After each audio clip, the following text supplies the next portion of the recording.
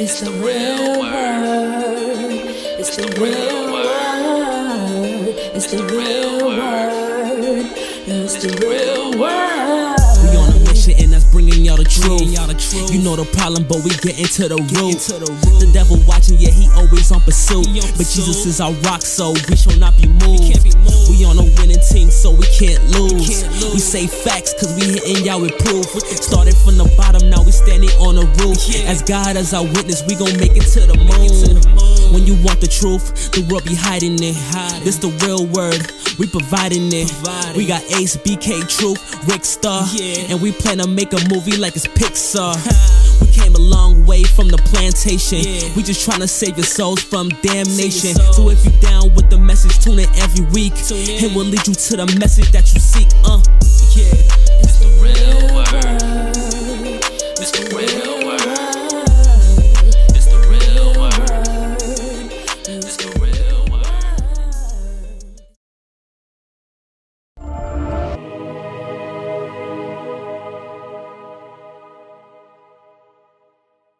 Welcome to the Real Word Season 9, Episode 28. Shout out to everybody for watching. Shout out to everybody for supporting. Shout out to everybody that has helped us to get this far so far. Shout out to everyone that has been supporting the Real Word all throughout this year. We're in the month of October, which means the next thing that's going to come up is the Turkey Drive. The annual Turkey Drive coming up right now. You can support the Real Word at any time. Check us out at www.therealwordministriesinc.org. That's therealwordministriesinc.org. You could donate.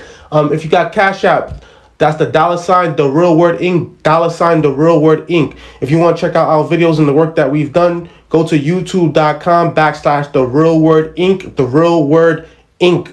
The Real Word TV. The Real Word TV as one word on YouTube. The Real Word TV as one word on YouTube. Or go to Facebook, www.facebook.com/the Real Word 7, the number 7, like Mike Vick. I'm here with a special new guest. Introduce yourself, sir. My name is Clifton David. I'm 20 years old from Ebenezer, SDA. That's as far as I guess, I can introduce myself because this is my first time on a podcast. So, Okay. So let's ask this. Why did you lead with introducing yourself with the name of your church? That's what I rep, in all honesty, that's where I grew up, I would say. Mm-hmm. Apart from my family, that's basically all I know growing up. I formed a community there, people who pour into me and people who really support me, I'll say, so shout out to them. L'église, l'école, la caille. L'église, l'école, la caille. Facts. And I would say for me, it was the same way growing up. Now that I'm much older, like I'm 35 and you're 20, so it's a 15-year age difference. Yeah. When we were younger, like that church community was close-knit. Like the other day I was sitting at a table and there was a lot of different youths from different churches there, and Patricia was there too, and I was like, yo, you notice that we all grew up together since we was kids to now, and we got kids, and you guys are getting married. I'm like, that's mad weird. Like it's like the Twilight Zone. We all been stuck together for years. And she's like, yeah, I know, it's crazy. Yeah. And I was like, I looked around the table and it was like people I've known since I was a kid, and like you said, it's a close-knit community. Like it's so niche, but it's like there's a whole community within it. And I'm guessing like that's how the Jewish community is. That's how the Chinese community is. That's like all those communities are. So what do you think was one of the lessons that you've learned within that community? One big lesson. I guess it would be relying on them, to be honest. Growing up, I was called a loner, or like a lone wolf. Not in like the way that people often take it, but I used to be in my own little world just thinking, as we spoke about briefly earlier. But I guess as I grew, I kind of realized that, they're basically family. And if you're in a family, that means you interact with each other. Yeah, of course. So it's not even interacting with them, but in general with like my friends who often claim that I'm detached from reality or something. So I guess that would be one of the big things that my church have taught me, to just connect with your family and be there and support each other and things of that nature. Yeah. One of my cousins was an elder at your church. His last name was Tasi. He had died a couple years back. They had the funeral at the church. Maybe, I don't remember what was his first name. Jacques Tassi? Yeah, Jacques Tassi. Yeah, I know. Yeah, he got the same name as my grandfather. Yeah, he was like an uncle to me. Like, he was one of the people that first embraced us when we first came to America.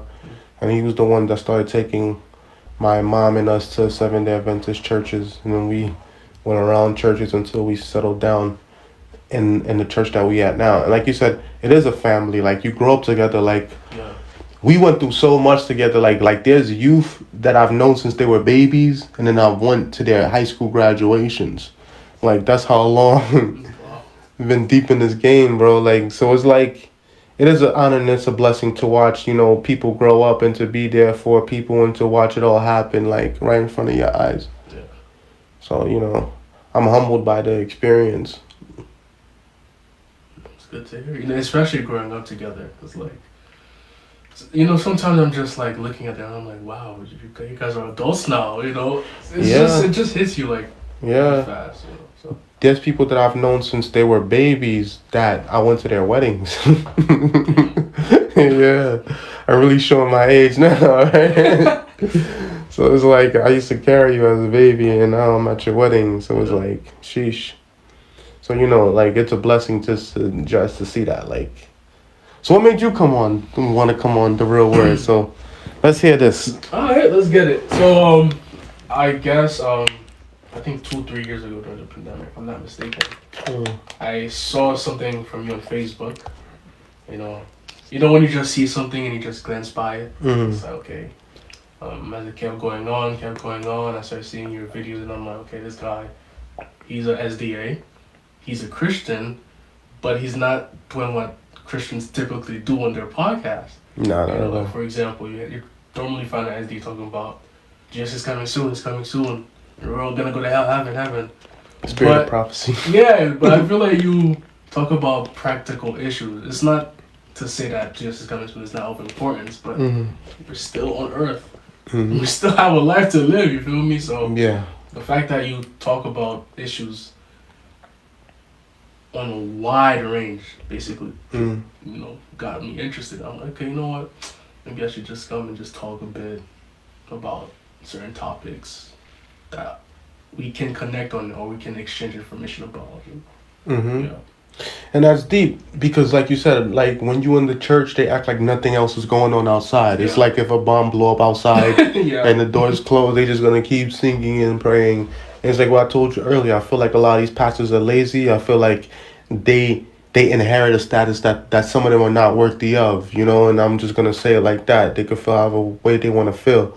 Like, I've seen pastors in America, I've seen pastors in Haiti, I've seen pastors from all over the world. I've sat with.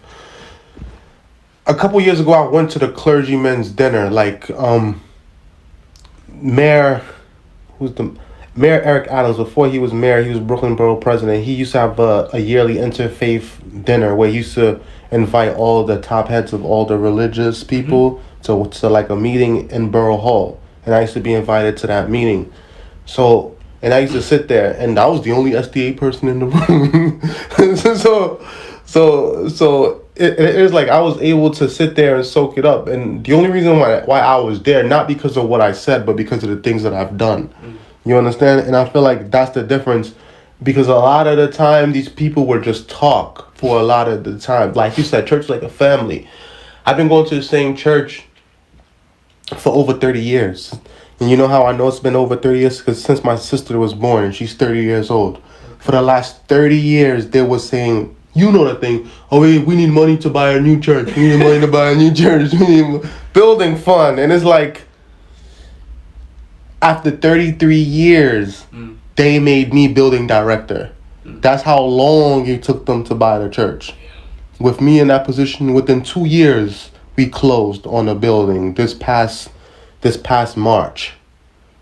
That's impressive. So it's like, what were these other people doing for 30 years? These people that stands on this elevated platform every week and they speak down to you like they're so close to God. That's true. So it's like, what? And then when you really get close to them, when you sit in committee, when you hanging out with them, when you see them outside of the suits, you like, it was all a facade. It's like the man from The Wizard of Oz that sits behind the little curtain. You pull it back and he has this big voice. When you pull it back, there's a little man sitting back there. And it's like, and even going to Haiti, like, I really seen it, like, because in Haiti is like they're so poor and they're living in a sense of like survival. They don't got time to lie. Like, even though they lie a lot still, but they like, the truth comes out quicker than it is like in America. Like, you know, they just like, it is what it is. Like, it's like whatever. Like, probably the people that can lie to you the most in Haiti is probably family members, because you would trust them a little bit. Like, strangers, you already know what time it is, so you're like, but it's like, so that's how it is. It's like Haiti really showed me like Haitians for what they are. So it's like I understand you guys now. You know, I've been to Haiti. I understand you guys. Like, and after 33 years. Because I came to America at the age of 2. After 33 years, I went back to Haiti. And that's when I did all the things that you saw. And it's like, that was the first time I came back there in 33 years. And you see how the people received me as a complete stranger almost. And it's almost like they welcomed me back. Like, and it's like, but I didn't come back empty-handed with just prayers and hopes for them, you know? Like, I fed their needs, you know? Like, ironically enough, I went to my father's hometown on a horse that's named Jesus Saves, Jésus Sauvé. So it's like I didn't even know there was a castle in my dad's hometown. And it's like, you know, it's like all these things. And it's like, you know, all of this is by divine intervention, you know. And it's like I'm walking in my purpose only because there's nothing else for me to do besides do that. So it's like, I could BS, I can do this and that. And it's like, let me just do this, you know, at least while I'm here in this position.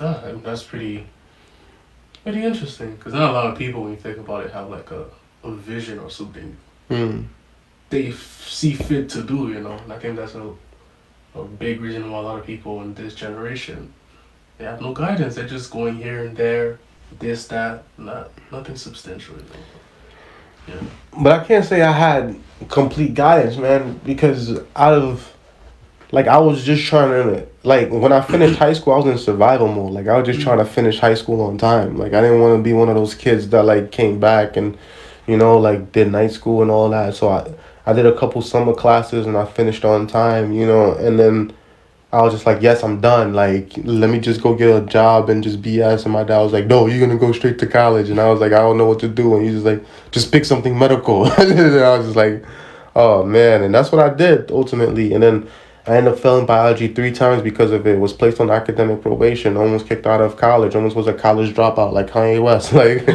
you know, and then one day I woke up, I made a change. And then I woke up and really made a change. I woke up and I went to the admissions office and changed my major.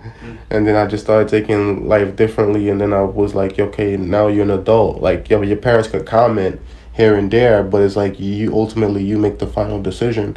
It's like, what are you going to do that's going to help you to survive and support yourself and maybe a family in the future? So that's when it started to hit me. But even so, like, I had to learn the world. It's like I didn't want to be one of those people that only know church, and I didn't want to be one of those people that only knew street. So that's when different things came about, like, you know, self-education, you know, self-mastery, but also like formal education and learning things at a high level in every single field. Like, I didn't limit myself. I didn't allow myself to be limited like a lot of people do. Yeah. It's pretty interesting. So, like, I make myself uncomfortable sometimes. Like, I'll go in a room by myself and then be amongst people that I don't know, and then I'll see the uncomfortable looks on their faces, and then I'll make myself uncomfortable just to be there, just to have it done. Like, I've been in rooms where I go to people, I talk to them, and they just don't say a word and turn their back and walk off. But it's like, if I just meet one person in that room, and my whole entire life can change, and I could change the life of thousands of people, if not millions. And it's happened before. It's pretty interesting. Seems like you have a rich life story. I mean, what I've been doing a lot, and I've been trying to do it from a positive state of mind. That's funny. What I've been trying to do is I've been trying to envision positive things and then manifest them in the person. I started to do it with small things, and I started to do it with big things. One of the things I did it with was with my house. Like, I would look at mansions online, and I would see how the insides of mansions look. And I started building the insides of my house like that, like pieces by pieces by pieces. Like, I'll get rugs, I'll get antiques, I'll get furniture, I'll get stuff. And then, you know, after a while, it all came together. like one of the things I wanted was a grandfather clock. I've been wanting one of those for years, only because, like I told you, Batman, like, you know, when he pulls the lever down on the clock, the back cave open, I'm like, yo, that's cool. But then the clock is so intricate, and it's like almost every mansion you look at, you always find the grandfather clock. And I was like, let me get one of those. And then ironically enough, I found a $4,000 clock. I paid $150 for it. And then, you know, we're putting together the church. So one of the people that's working together on the church is a structural engineer. He's helping me fix some of the broken parts inside the clock. So it's like, you know, it's friendships like that. And it's like you meet different people. Yeah.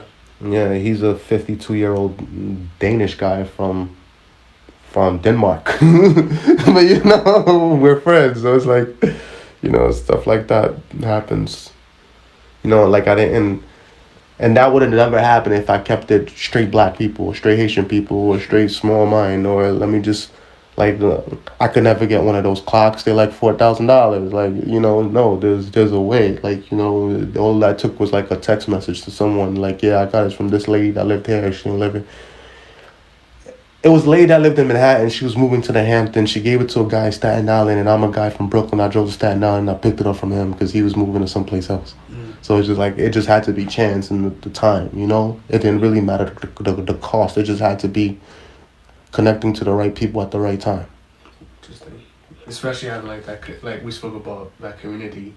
Oftentimes we're kind of limited to like church too. I think that's something like a lot of people do. It's like gotta expand it. It's not only Christians, there's atheists that can do stuff and offer stuff, you know. Of course. Et cetera. When I started this ministry, The Real Word, a lot of the people that came on the first and second season were people from church, like straight from church. But then after, as the seasons went along, like I ran out of people that wanted to come on, people that had something to say, people that weren't camera shy, people that weren't hating, like people that was willing to help the movement. We ran out because the church community is but so big, and it's like people, all of them have their own feelings and emotions that come along with it. So it's like after a while, I ran out of people. It's like almost when I've been doing the youth leadership. I've been a youth leader since 2016. So of course I'm gonna run out of preachers to preach, and it's like if I've been preaching since 2016, of course I'm gonna get better, and I'm doing everything at a high level because I want to do everything at a high level. But that's gonna cause insecurity amongst people, amongst men, you know, because men always have that ego. Well, Freud calls it the ego. Some people might call it the spirit. Some people might call it the soul. So, you know, that gets fractured when they compare themselves to the talents of another man. You know, that's biblical. You know. There was a man, like, he received, 4 talents, one received 2 talents, the one that received 1, like, he cursed and he buried it, and he was like, this all you gave me was 1 master, and you still come to collect on it, like, they look like, oh, okay, this guy, like, you know, might throw you in the well or bury you, like one of those stories. So, you know, like, jealousy is a real thing, so you always got to balance that out, and so I ran out of people after the second, third season, and the SD community supported a lot when I first started. Like, you know, they were the ones, like, when I started my ministry, a lot of the programs I did inside the church building, like my church used to rent the Hebron school building for years until it was condemned, until we was forced to buy our own building. And then also, like, you know, like the church supported what they could. The church also benefited from a lot of the drives we did too. You know, they benefited a lot. But then after a while, like, you know, people go through their own economical hardships, but also with success. Like, people could look at it like you're asking for donations, but you look like you got more money than us. Like, why should we give you donations, you know? So that's something that you really deal with, you know? And so then when it goes from that, you then got to go to the corporate sponsors, you know, the bigger companies. But then you hear criticism and pushback like, oh, you going to white people to help black people? How you feel about that? But black people are saying they don't got money to help black people. So, but then when you go to white people to act are not acting. When I started wearing the chains, a lot of them got upset. They was like, oh, why you wearing chains, blah, blah. And then it caused me to really research on it, you know, like biblically, and compare it to like the SDA handbook, you know, and the SDA handbook always refers to certain scripture, but they use the scriptures out of content because they don't go through the whole entire scripture. Because it's almost like you're reading a book of Matthew and then you take, like, okay, I'll give you an example. Matthew chapter 24, verse 8, and you only stick on verse 8. But there's a whole chapter, there's a whole story going on. But you pull that one verse out in order for you to use it against someone else.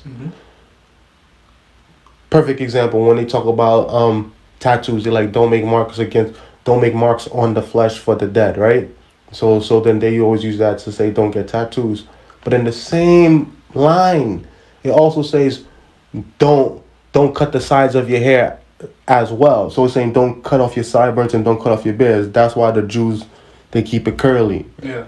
So it's like SDAs don't keep it curly, bro. It's like you're picking and choosing. And then I went to, okay, who's writing down the manual? Like, I really broke it down. And then it's like they go to the GC and they go to the Grand Conference, and a bunch of men like me and you sit down and they decide on stuff. They make a manual handbook and they pass it down. I'm like, that's just like a job. When you get hired for a job and they give you the code of ethics for a job, like, here, if you don't follow it, you get fired or you get written up or stuff like that. And they refer back to the code of conduct or the CPLR or whatever it is, and they use that against you. And it's like, that's the same exact thing. I see what you're saying. I mean, I can see it, especially with like my hair. Yeah. I get a lot of heat for it. But for no reason. Yeah, it's like, I don't know how this hair is. But it's cultural. It's cultural, though. Like, but then that gets even more complicated because they mix the cultural with the religion. Mm-hmm. And then they make their own rules on top of it. And then they got their customs and cultures. Mm. So it's like, but when you really sit down and you really look at it and you really understand it, like, it gets deep. And it's like, it depends on what level of it you're in. Yeah. And sometimes I'll break it down in my videos, but I think it goes over a lot of people's heads sometimes. That's true. Especially with like public opinion. Yeah. People will just take a narrative, run with it, not check it, and check the facts, and just. That's small. Like, during COVID, like, I would say certain things because I was outside. Like, I was outside. I was telling people, like, yo, I'm outside. Like, I used to make vlogs of walking up and down a block. And I'm like, yo, look, it's empty. No one's here. Like, I used to take walks 2-3 in the morning.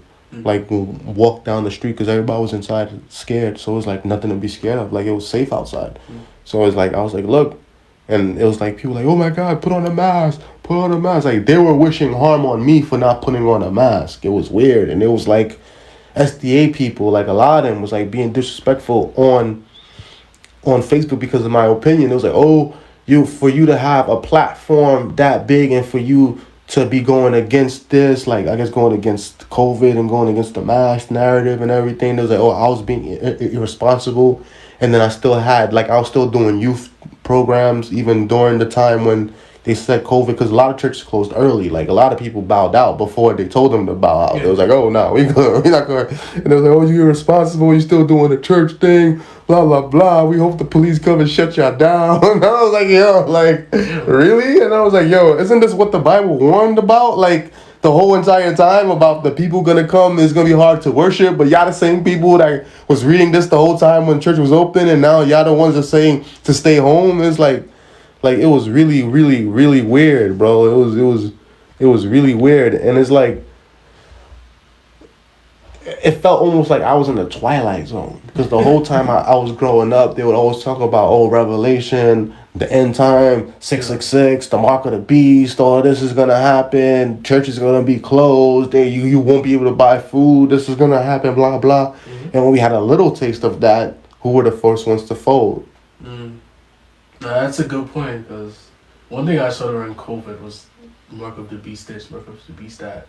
People packing their things up and going elsewhere. And I'm like, it's a virus, okay? It's an issue, okay?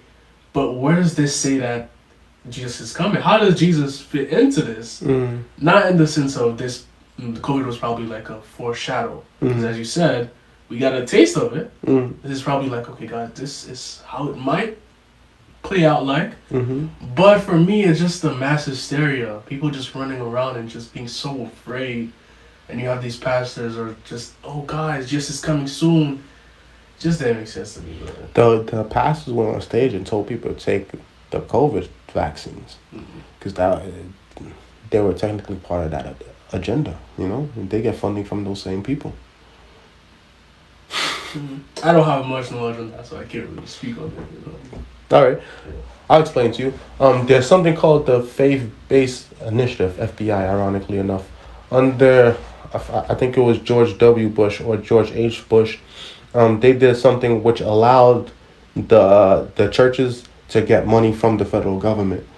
And that way they were able to quell any uprisings or any civil rights movements that came out the church. Because back then, majority of the civil rights and majority of the leaders came out of the church. Reverend Al Sharpton, the Reverend Jesse Jackson, the Reverend Martin Luther King. False ideas and harmful mixed in with truth and false, right? When you look at Andrew Tate and the Red Pill, they're talking about self-improvement. Now, I mean, psychology says as you grow up from a baby to a toddler, etc. So that's growing up, that's evolution, that's change. Yeah, physically. That's good. Yeah, and mentally also, the person you were at 16, not the same as 25. 25, your prefrontal cortex, it fully develops, so you're technically an adult. And so change, in my opinion, it's not bad, it's necessary. But the thing is, it's when you mask it under getting women. I was unable to record. Oh, that's all right. It's back on. Yeah. Part 2, we're going to edit it out. I forgot what I was saying just now. Peace Corps. Oh, yeah, so the Peace Corps. So there was a guy there, a Caucasian man, and we used to do home visits. So me and him was going to a home visit together, but he was an asshole, like he was just being weird. But he was flat-footed, so he'd be like, ugh, ugh. So like we was walking through the South Bronx, and the South Bronx has a lot of doo-doo. Like if you don't look where you're going, like there's dog doo-doo everywhere. Like they don't care, they don't pick up after their dogs. And so he's walking, and me and him is talking, and he's like, "Oh, I'm an atheist." I'm like, "Oh, you're an atheist?" I'm like, "Oh, you don't believe in God?" Like, "No, I don't believe in God. I don't believe in none of that." I was like, "Oh," and then he was like, "Yeah, I don't believe in none of that, blah, blah." And then he just caught an attitude, and he just kept us walking. So he's walking. He slips on doo-doo, and you know what's the first thing he says? Oh, God. Yeah. He says, "Oh, my God." Like, and I'm like, yeah. Like, if you don't believe in God, why was that the first name you called? And he's like, "Oh, that's just a saying. I'm like, yeah, so what are you saying? Yeah, so it's like, they believe in God, man. They just don't want to praise God, I feel like. So they want to do whatever it is they want to do. So they deny the existence of God so that they don't feel the guilt of what they're doing, I feel like. That's just my personal opinion. I could be wrong. I mean, some days, I'll be honest with you, I wake up and I kind of question if God exists. It's not to say that I don't believe, but, there are some days where you just think about life and you're like, man, all the evil that's going on, man, like, is it really true? And then you catch yourself again, so. What about the God in you? What do you mean? Like, the God in you, like, how do you show people that God exists? Me, I would say taking care of others, in the sense of, Jesus' whole message is about loving your neighbor. And I feel like as Christians, we've lost what that means entirely, right? Because when you go and you're preaching to someone, the first thing that comes out of your mouth is, well, you're going to hell, do this and that, and that. I don't. No, I'm just saying like over the general view, right? I never tell people that anymore. Like, I try to meet them where they're at. Yeah, and so it's like, what I try to do is like, because people deal with stuff, right? And so if you're going to meet them at you're going to hell, how are you really fixing them? Or are you really helping their needs? You feel me? That's not to say not calling out sin. It's a different thing, but people need community. They need love. Exactly like what you do. They need food. They need water. And I guess that's how I try it, by doing my best possible to just meet certain needs or just teach them about something, Hate the sin but love the sinner. Yeah. So, if someone didn't know you went to Ebenezer Church and they just saw you, how would they be able to tell that you're a Christian? I would say my kindness. I get that I'm pretty kind often. So, the way I approach people, I treat people with respect. I don't put myself above people. I think I'm far from that. Of course, there's a tendency, because we're all human. But whenever I look at people, I just see them as they are people, just like me, suffering, in need of help, in need of someone to be their friend or something like that. So that's how I would approach it, That's a good way to approach it, I feel like. Yeah. I try not to, use titles, Especially, I don't introduce myself as, I'm Elder Rickard. I feel like that's corny. Like, even when people in church refer me as that, I don't... It's like I go along with the politics because it's the position and the place that we're at, but I don't like it because it's too much of the hierarchy. You understand? Like that part, I could leave it out. Like for me, these titles were necessary to get to the goal, like the end goal, but it wasn't to just get there just to occupy a seat. And I feel like that's what a lot of our leaders are doing, just occupying a seat and not putting in the necessary work for it. I feel you. And I feel like that's what's affecting the youth a lot.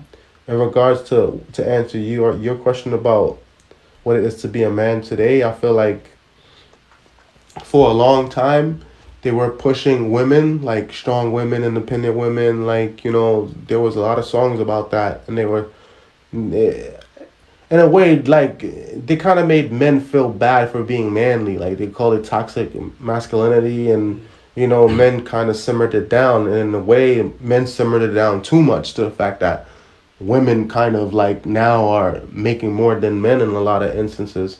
And you know, there's a lot of women in a lot of powerful positions, and there are some men that are overly dependent on women too. You know, like there's a lot of women in relationships that are making more than the men. But I think to be a man, like it should be always what it was to be a man. You know, you gotta be able to provide, you gotta be able to care, gotta be able to love a woman, help her raise children, you know, help build a home, be respectful, help your fellow man, help protect your community, protect what is yours, don't let the next man disrespect you, and continue to build those around you and yourself and protect your family. Like, to me, that's what it is being a man. Like, you know, as long as you can help yourself, your family, and your community, and be respectful, and then be like a positive role model to those that's coming after you too. I think that's what it's all about. That's what I always tried to do myself, you know? Like whether it was at church or at work or, you know, at home, wherever it would be at. You know, I'm not going to say it's going to be perfect all the time. I'm not going to say we're going to get it right all the time either. You know, but it's part of the human experience. But, I mean, talking about the shift that's happening in society, right, where like women are now into the workforce and stuff. Mm-hmm. Do you think, like, I kind of see this question a lot, right, where a lot of men feel threatened when their wife is making more than them. Do you think that, in a sense, demeans your masculinity? Does it make you less masculine? Because you talk about being able to provide, right? So, how would that look like in this society? Here's the thing, right? I think a woman making more than a man doesn't really bother the man. I think it bothers the man only when the woman throws it in his face. Because, say for example, most of the time, men are going to pick up a woman that makes less than them, right? Like, a woman wants a man that makes more than her so he could help ease her load, you know, help her out with her bills or her expenses, you know, pamper her, take her out every now and then, take her on trips, make her feel good, you know, knight in shiny armor. Like, that's what some women want. Not all women, but some women want that. A man, on the other hand, like, he wants to be able to provide. Like, his primal instincts is go out there, you know, hunt, do whatever it is outside to bring something inside to eat on the table and to pay for what's on the inside and to protect what's on the inside. But sometimes when there's arguments, especially when the woman knows that she makes more than the man, because who knows, the woman could make more than the man on paper and that's all she's doing, but the man could be making a certain amount on paper and making something off paper that is none of the woman's business. But because you know, women, you don't want to tell them everything, man. Like, you know, they're gonna run their mouth, whether it's at the nail salon or at the beauty salon or when they're with their homegirls and they bragging. Next thing you know, you got a whole Rico. You know, you don't want to deal with that. So sometimes you just keep certain women out of the business, you know. So, you know, but a woman could be thinking she's making more, and the next thing you know, she'll be like, oh, I make more than you, blah, blah, that's why, blah, blah, I'm taking care of you. And then next thing you know, the man gets mad, and they're going back and forth, and then the woman gonna keep talking, and who knows, the man might smack her. So, you know, then you got a DV situation. So, you know, that's has happened. That's how it's happening a lot. So, sometimes you don't want to deal with that, like, but sometimes, like, when you get in a relationship, especially like a marriage or something, finances is going to come up, especially when it comes to paying bills, buying a house, things like that. Some women want the man to pay for everything. Like, you know, some men will argue that women want men to be traditional where they're paying for everything, but women don't want to be works for you. You know, like, do what works for you. When you're in the dating stage, like getting to know someone, that's the point when you're supposed to find out, like, what's this person do for a living? What do I do for a living? Maybe what's serious. Then you're gonna know what it is you want to deal with it. If you're comfortable at it, then you're comfortable at it. But you gotta establish. I don't really encounter people with your views before, so right now I'm just like thinking, you know. But my views, like how? I mean the whole masculinity thing, because oftentimes, right, going earlier when you said, you know, with the married person and the guy who has three women, you're like, you know what? It's like the other. Nah, I think most people, they probably have their own affairs. I think it depends on custom. With Haitian people, I think most of the men have a mistress. I think majority of them do, if we're going to be honest with ourselves and not lie. I think in other cultures it is too. When you get older to a certain age, you stop lying to yourself and you're like more honest with yourself. Like that's when you like you ever notice later on in life, that's when you find out that there's family members that had like children that you didn't know about the whole time, and you find out later on like they had a child back home, or this person was married before and then they married a second time, and you find out later on. But when you were younger, when you were a kid, you don't really know now. So I just see things like the way it is, you know, like even in church. In church, there's like a lot of half siblings. There's people that got married a few times on every level, from the bottom all the way up. You know, there's people that got married 2-3 times, got divorced before, got married again. You know, like a lot of that be a facade, bro. Like a lot of that be like, people want to look like they're perfect because they want to look like they're winning. That's what it is. It's a race, and people want to look like they're winning. That's true. I guess my question now would be like, from a biblical standpoint, because I know, I mean, you seem like you're well versed in like the Bible and everything. Sometimes, yeah. What would masculinity look like, especially, let's say, for like a teenager, someone growing up in this times, you know? You want me to show you an example of it biblically? Like, I guess your thoughts. No, I got a military. Died because he was cursed because of what he did. He killed a man and then he committed adultery, and then I mean, Eve brought him the apple. And I guess like the way you're saying it, right?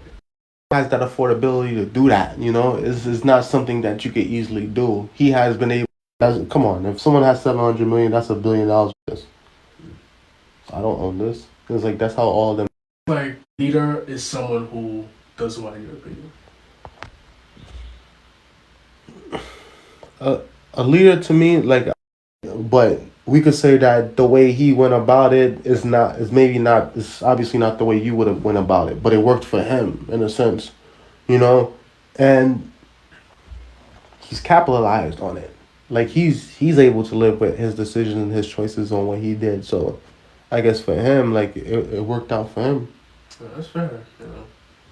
But I guess to your question about what I would do if I had his, I would say it's more to leading than just like starting, because you gotta know what you're starting on and where you're going, basically, you know. Mm-hmm. So it's like, well, as a leader, what goals do you have for the people? Mm-hmm. I mean, for me, it would be enjoying a pleasurable life. What would that constitute? But when people think of pleasure, you think of like constantly having fun, constantly doing this, right? Mm-hmm. And I was studying hedonism a bit, because I'm a hedonist a little bit, you know. You know, people always mistake it for that, like you just going to a party, you're having sex, you're doing all this and that, but it's not about that. There's also, there's like a bit of discipline to it. There's a bit of, okay, you know, I'm gonna just avoid pain, I'm gonna just avoid anxiety and stuff. You know, for me, it would be like. But that would be the same thing. It's almost like the person that stays high all the time in order to get away from reality. Like, I'm gonna avoid pain, so I'm just gonna numb it. I'm just gonna keep numbing it. I mean.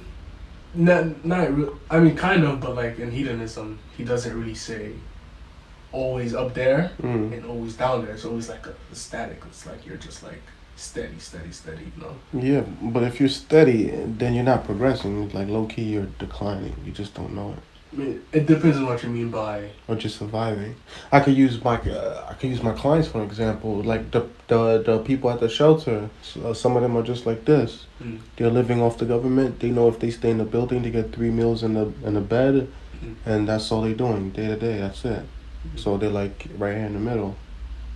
I mean, and they're like that for years. In that sense, but I was talking more about like desires, right? Because you know how like, for example, there are some desires that you have when you do it. That's maximum pleasure.